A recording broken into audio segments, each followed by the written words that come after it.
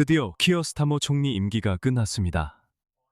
오늘 저는 이 내용으로 마이클 히버의 글을 썼습니다. 아래 링크를 확인하셔서 제 글을 읽어보시고 서브스택에서 저와 계속 소통하실 수 있습니다. 거기서 제 모든 글을 읽으실 수 있습니다. 하지만 보세요.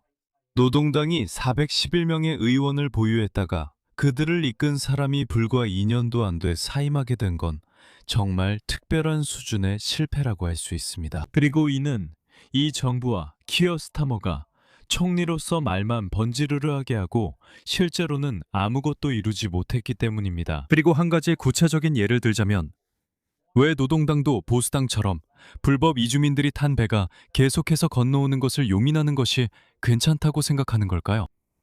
거의 매일 아니면 대부분의 날에 이런 일이 벌어지고 있습니다. 그들은 이게 허용된다고 생각하는 것 같아요. 왜 군대를 보내 막지 않을까요? 왜 더 긴급하게 조치를 취하지 않는 걸까요? 그리고 오늘 키어 스타머의 연설 자체도 배경음악이 깔리면서 그 순간의 진정한 품위를 모두 빼앗아 버린 것 같아요. 정말 창피했고 국가적으로도 수치스러운 일이었습니다. 우리나라 기준이 얼마나 낮아졌는지 다시 보여줍니다. 변화는 노동당 정부가 약속했습니다.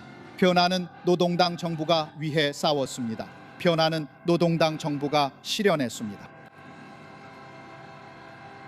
하지만 지금 사람들이 묻고 있는 질문은 누가 노동당을 변화시키고 우리를 집권하게 하며 수백만 명의 삶을 개선하는 중요한 일을 시작할 수 있는 최적임자였는가가 아니라는 것을 압니다.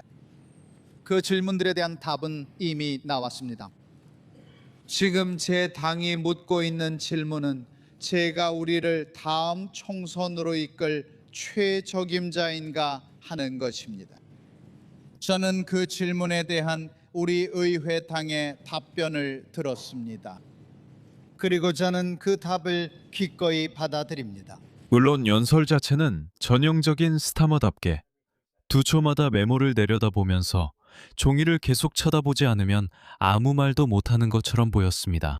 하지만 보세요.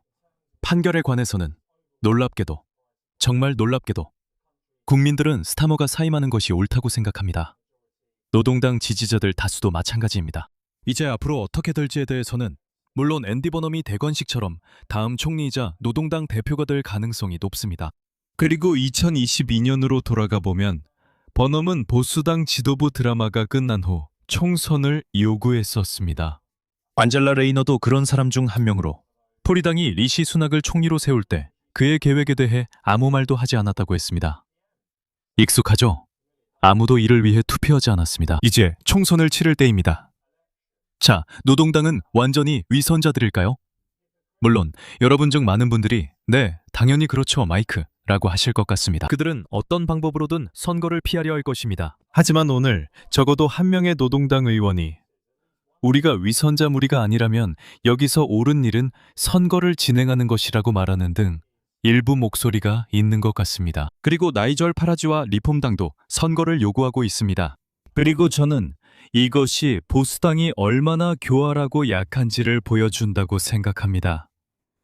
야당임에도 불구하고 조건이 붙은 선거만을 주장하고 있기 때문입니다. 토리당답게 정말 한심하기 그지없습니다. 이제 곧 총선이 치러지길 바랍니다. 앤디 버넘이 지난 총선 때 국회의원이 아니었다는 점을 감안하면 지금 총선을 치르는 것이 나라를 위해 옳은 일일 것입니다. 하지만 이에 대한 여러분의 생각을 아래 댓글로 꼭 알려주세요. 그리고 이 영상에 좋아요도 눌러주시고 언제나 그렇듯 시청해주셔서 감사합니다.